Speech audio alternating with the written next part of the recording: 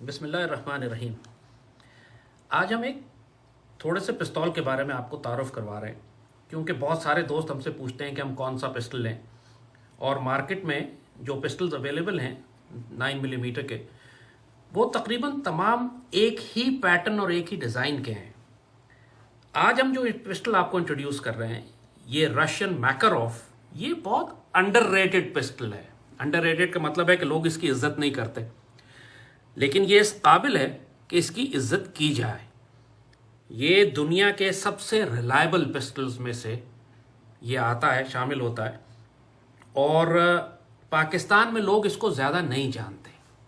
और आज हमने सोचा कि इसका थोड़ा सा तारुफ करवा दें, क्योंकि ये कंपैरेटिवली प्राइस में सस्ता भी है। अब हो सकता है इस वीडियो बनाने के बाद इसकी डिमांड हो जाए तो ये बहुत महंगा हो जाए। इस वक्त मार्केट में तकरीबन ये 1,25,000 का मिल जाता है, जबकि ये जो स्टूगर है ये लाखों में चला गया है। ये जो ग्लॉक है इंपोर्टेड, वो भी लाखों में चला गया, 3, 4, 5, 6 लाख तक। और लोकल कॉपीज़ जो हैं वो 50-60 हज़ार की मिल रही हैं इसकी। तो ये ओरिजिनल रशियन मैकारोफ ये अभी भी मार्केट में कोई 1,25,000 तक है। और इसकी ख़ास बात क्या है, मतलब ये इतना स्टर्डी और रिलायबल पिस्टल है। मेरे पास तकरीबन ये मुझे 26 साल हो गए हैं इस पिस्टल को इस्तेमाल करते हुए, और एक भी इसमें सिंगल मिसफायर या जैमिंग नहीं है। मतलब ये रिमार्केबल रिकॉर्ड है। मेरे पास बाकी जितने गन्स हैं कहीं ना कहीं उनमें जैमिंग, मिसफायर या इस किस्म का इश्यूज आते हैं, इसमें आज तक कभी नहीं आया।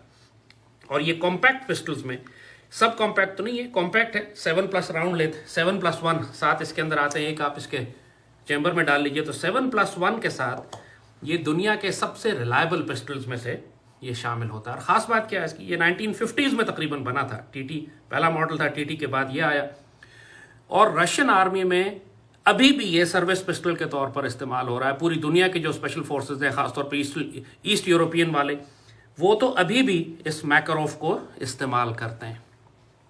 इसका जो राउंड है वो टेक्निकली अमेरिकन ने जब ये देखा, अमेरिकन को बहुत पसंद आया। अमेरिका में अभी भी अपने कैलिबर में बिकने वाला, ये इस साइज में बिकने वाला सबसे ज़्यादा पिस्टल है। अमेरिकन ने इसको 9x18 कहा, यानी कि 9 मिलीमीटर जो है ये टेक्निकली 9x19 है। ये मैकारोफ की गोली है, 9x18 इसको कहते हैं। आप ये देखेंगे कि तकरीबन ये आगे से अमेरिकन के ये कहा कि साहब इसका जो डाया है दैट इज़ 9 मिलीमीटर, और जो केस साइज है 9x19, इससे थोड़ा सा छोटा है ये मैकारोफ। 9x18 कहते हैं इसको, 1 मिलीमीटर तकरीबन कम है। लेकिन टेक्निकली मैकारोफ इज नॉट 9 मिलीमीटर, ये 9.37 मिलीमीटर है, थोड़ा सा मोटा है ये। यानी अगर आप ये देखें तो जिस तरह 9 मिलीमीटर जो है वो एक 9 mm की बैरल के अंदर ये इसकी गोली आराम से फिट आ जाती है, मैकारोफ 9x18 जैसे आप कहते हैं ये इसके अंदर फिट नहीं आता, बाहर निकला रहता है। बिकॉज टेक्निकली ये एग्जैक्ट 9 मिलीमीटर नहीं है, 9 मिलीमीटर से थोड़ा बड़ा है। और इसीलिए इसकी क्लासिफिकेशन मिलीमीटर्स में नहीं होती, हमेशा से ये 0.38 कहलाता था। 0.38 का पिस्टल, जिसको अमेरिकन ने 9 मिलीमीटर स्मॉल कहना शुरू कर दिया। और एक्चुअली जो अमेरिका से एमओ बनकर आता है उस पर 9x18 ही लिखा होता है। लेकिन जैसे हमने आपको दिखाया आपको कि technically it is not 9 millimetre, it is देखें फंस गया, इसमें नहीं आया थोड़ा सा ये। और आप कोशिश भी नहीं करेंगे कभी 9x18 समझ के, कभी 9 मिलीमीटर के बैरल में इसको फायर करने की कोशिश ना कीजिएगा, फट जाएगी बैरल, एक्सीडेंट होगा। Never try that. So this is technically a 0.38 cartridge, मगर पावर में ये 9 मिलीमीटर के बराबर है। It is lethal, it is very powerful. हमने इसको 100 मीटर्स तक दोनों को टेस्ट किया है, और 100 मीटर्स पे टारगेट पे लिथैलिटी दोनों की सेम है। So for all practical purposes आपको अगर एक अच्छा पिस्टल चाहिए तो आप मैकारोफ ले सकते हैं। यानी आप, और जो रशियन गन्स में जो इसमें ख़ास बात है वो ये कि ये टेक्नोलॉजी जो 1955 में इसमें इस्तेमाल हुई थी, वो बाद में आने वाली सारी वेस्टर्न गन्स ने इसको कॉपी किया। यानी मुझे ये लगता है कि ओरिजिनली ये जर्मन डिज़ाइन था, क्योंकि जो एर्मा वर्क किस्म के जर्मन वेपन्स थे पुराने पिस्टल्स, उनमें भी एग्जैक्टली यही डिज़ाइन इस्तेमाल हुआ। और शायद सेकेंड वर्ल्ड वॉर के बाद जो जर्मन इंजीनियर्स उठा के ये रशिया ले गए थे, तो उनके साथ मिलकर उन्होंने ये बनवाया होगा, क्योंकि 1955 तक ये तकरीबन आया था। टीटी 1947-48 में आ गई थी। इसमें कमाल की बात यह है, जैसे रशियन गन्स में आमतौर पे होता है, क्लाशनकोफ में भी यही है, कि जब आप सेफ्टी लगा देते हैं तो पूरी गन लॉक हो जाती है। अब आप ना उसका हैमर पीछे कर सकते हैं, ना आप ट्रिगर दबा सकते हैं। The gun is totally locked, जैसे क्लैशनकोफ में होता है। जैसे आपने सेफ्टी लगा दी, अब गन आपकी फायर नहीं कर सकती, आप सिर्फ मैगजीन चेंज कर सकते हैं। जब आप सेफ्टी हटाते हैं, अब आप इसको कॉक कर सकते हैं। हैमर आपने पीछे किया, गन को आपने कॉक किया, अब आप फायर करें। सेमी ऑटोमेटिक मोड पिस्टल में फायर करेगा। और जब आपने फायर नहीं करना, तो आप जब सेफ्टी लगा रहे हैं तो ये साथ साथ डीकॉक भी हो रहा है। ये कमाल की टेक्नोलॉजी है फॉर 1955 गन, जो बाद में आने वाले हर यूरोपियन और अमेरिकन पिस्टल में और आने वाले लेटेस्ट पिस्टल में ये इस्तेमाल हुई। मैंने सेफ्टी लगाई, ये गन डीकॉक हो गई। अब मैंने नेक्स्ट टाइम अगर मैंने फायर करना है तो मैंने सिर्फ सेफ्टी ड्रॉप करनी है और पहला फायर ये डबल एक्शन पे करेगा और उसके बाद ऑफकोर्स सेमी ऑटोमेटिक एक्शन शुरू हो जाएगा। तो ये कमाल की बात है। इसके अंदर टोटल गन लॉक भी है, इसके अंदर सेफ्टी भी है और इसके अंदर जैसे कहा डीकॉकर भी है। और ये सारे फंक्शंस एक 1955 के पुराने पिस्टल में, जिसकी फायरिंग पावर तकरीबन 9 मिलीमीटर जितनी है, 0.38 जितनी, so that makes it a very very powerful package. छोटा है, कॉम्पैक्ट है, संभाल के रखने में अपने पास, कंसील कैरी करने के लिए आइडियल है। सिर्फ इसके साथ जो एक टेक्निकल मसला थोड़ा सा है वो ये, that is the magazine change. इसमें बटन नहीं है मैगजीन चेंज करने के लिए। इसका मैगजीन आप नीचे से डालते हैं, अंदर जाता है और खोलना, और ये जो यहाँ पे छोटा सा एक लीवर लगा हुआ है, इसको आप हाथ से दबाते हैं और तब मैगजीन बाहर आता है। तो वो जो क्विक मैगजीन चेंज है जो आपको फॉर एग्जांपल ग्लॉक में मिलता है कि आपने जनाब मैगजीन डाला, बटन दबाया और ये निकल आया और दोबारा डाल के आपने, ये इसमें मैकरोफ में नहीं हो सकता। मैकरोफ में ये एक यूनिक बात है इसकी। आजकल कोई मॉडर्न पिस्टल ऐसा नहीं आ रहा जिसमें मैगजीन रिलीज इस तरह नीचे हो। ये मैगजीन रिलीज इसका थोड़ा जोर लगता है, ये निकलता है। एंड ऑफ कोर्स इसका भी अमेरिकन ने मॉडिफिकेशन की है कि उन्होंने इसकी बट ग्रिप ये ग्रिप चेंज कर दी है और ग्रिप के अंदर को लीवर ऐसे लगा दिए हैं कि आप इसको बटन से ये मैगजीन रिलीज कर सकते हैं। अमेरिकन ने बड़ा काम किया है इसके ऊपर, they really like this gun. अच्छा, एक और बात जो खास बात इस पिस्टल की है, जिसकी वजह से ये स्टेबल भी ज्यादा है, जो कि आजकल किसी मॉडर्न गन में ये टेक्नोलॉजी नहीं है जो इसके अंदर है, और वो भी हम आपको दिखाते हैं। इसको खोलना भी बड़ा यूनिक अंदाज से खुलता है ये। नॉर्मली ये एक स्टूगर पड़ा हुआ है और स्टूगर में आपने देखा कि ये इसका स्प्रिंग अलग हो जाता है। इसकी बैरल कहाँ गई? हाँ, बैरल इसकी ये पड़ी हुई है। ये इसकी बैरल अलग हो जाती है और ये इसकी स्लाइड है और ये इसके पार्ट्स होते हैं। और ये बैरल जो है, इन पुरानी जितनी भी गन्स हैं आप देखें जो मॉडर्न गन्स आ रही हैं, इसमें फायर करते हुए बैरल भी मूव करती है स्लाइड के साथ। फायर करते हैं, स्लाइड पीछे आती है, थोड़ी सी बैरल भी पीछे आती है, बैरल टिल्ट भी करती है, बाद में रोटेट भी करती है, रोटेटिंग बैरल है। और ये लॉक होते हैं सारे आगे जाके, इनके सारी ब्रीच लॉक होती है, फिर ये फायर होते हैं। So there lots of moving parts in all the modern guns. Makarov इस मामले में कमाल का है। इसको देखें, देखने में आपको ये बिल्कुल, अब इसको खोलेंगे कैसे आप? खोलने के लिए ये ट्रिगर गार्ड को निकाल के बाहर रखते हैं, ये बाहर निकल आता है, स्प्रिंग लोडेड है। और इसके बाद आप स्लाइड को पीछे करके उठा लेते हैं और ये निकल के बाहर आ गया। और आप अगर एक खास चीज़ इसमें देखें तो इसमें मूविंग पार्ट्स कितने हैं। ये इसका स्प्रिंग मैंने निकाला और इसकी बैरल फिक्स्ड है, it has a fixed barrel. Barrel इसकी ना रोटेट करती है, ना मूव करती है, ना पीछे जाती है।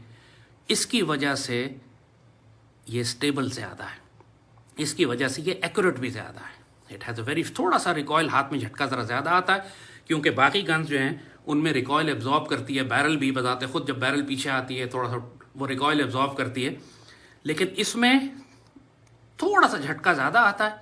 लेकिन एक्यूरेसी इसलिए ज़्यादा है कि द बैरल इज़ फिक्स्ड, और अगर आपका हाथ स्टेबल है तो you can keep landing the round on target.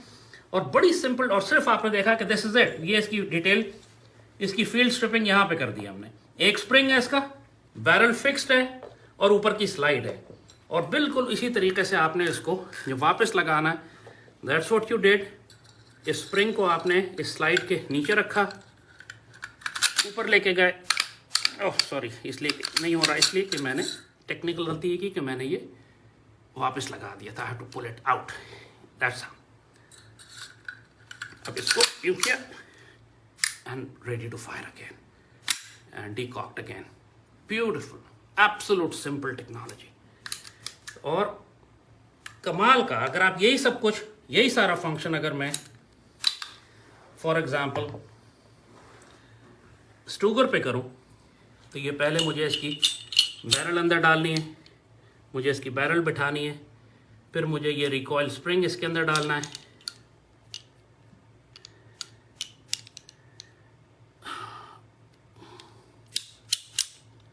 ये रिकॉइल स्प्रिंग मैंने इसमें बिठाया और अब मैं इसको इसकी स्लाइड पे लेके जाऊंगा and now it is ready to fire.